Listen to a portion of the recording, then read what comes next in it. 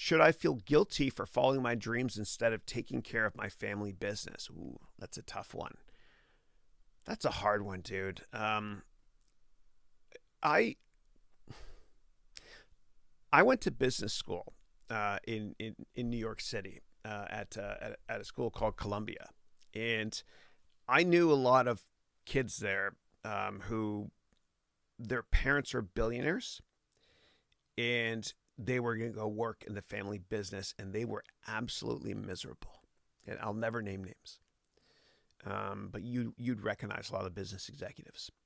They're absolutely miserable because, first of all, they weren't sure if people were nice to them because of who they are and the money they have or their parents have. And second of all, they kind of felt like they'll never, I don't know, they'll never match the success their parents have, and they're just kind of bored with life because they have this career track set for them, and knowing what the future is going to be is an awful thing, within reason, of course. It's not an exciting way to live. So you got to ask yourself if this is something you're passionate about. Now, a lot of people work in the family business and they love what they do, but you got to be passionate about what you're doing. You got to enjoy it. You got to enjoy it. Like my brother, for example, he's a doctor, and so is my dad. My dad has he just sold a massive business, 300 employees, 30 offices in Canada. They do ultrasound, mammography, radiology. That's people fixing radios, by the way. And I'm proud, obviously, my dad, and my brother. But my brother loves it. He's a doctor. He loves it. So they worked together for decades.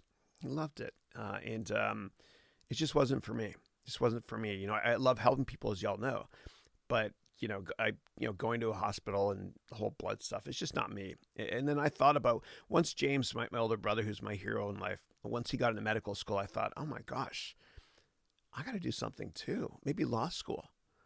And I remember it was the early 90s, and I read a book by Scott Turow called 1L about Harvard Law School. And I just watched the movie A Few Good Men, You Can't Handle the Truth, with Tom Cruise, and I was inspired. And then I went down to Harvard, like I'd ever get in, and I visited a bunch of law schools, and I was like, oh my God, I hate this. Like, why would I ever want to do this? Oh, because I'm trying to impress people, maybe? Yes, that's why. Show me a happy lawyer, please. There's not very many of them. Do what you love doing in life, and you'll never have a job for the rest of your life. You'll have a passion. And if it's, if working for your parents doesn't make you happy, you don't have to do it. You don't have to do it. And, one of the 10 rules in life that I believe in, which is the basis for many wonderful religions and our legal code as well, one of the rules is, respect your parents. I believe that. But they'll understand if you don't want to do what they want you to do. Just sit down with them, especially your mom. Get them both together and basically say, I love you both.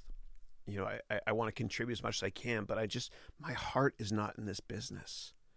My heart is not. I'm always happy to offer my humble thoughts on anything you want, but I got to do something that fills my heart as well. And they'll understand. They'll understand. So I think you got to do what you were meant to do in life, which is make yourself as incredibly euphoric or happy as possible by doing something you love doing, and try to find a way to give back to society too. It makes you feel real good. I actually get kind of depressed if I don't help somebody every day. So that's me. And maybe I'm genetically wired a little bit differently than a lot of people in the call. I don't know. But you got to find out your blueprint.